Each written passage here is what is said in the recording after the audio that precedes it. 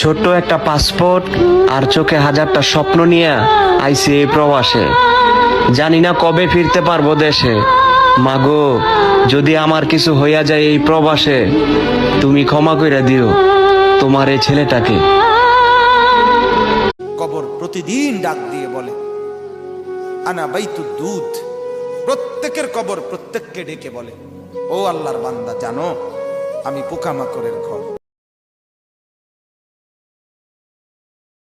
Please ফিরে আসো, আমার খুব কষ্ট হয় এভাবে তোমাকে ছাড়া থাকতে। প্লিজ আসো। না মানে কারেন্টের কথা বলতেছি, কি যে গরম, বাপরে বাপ।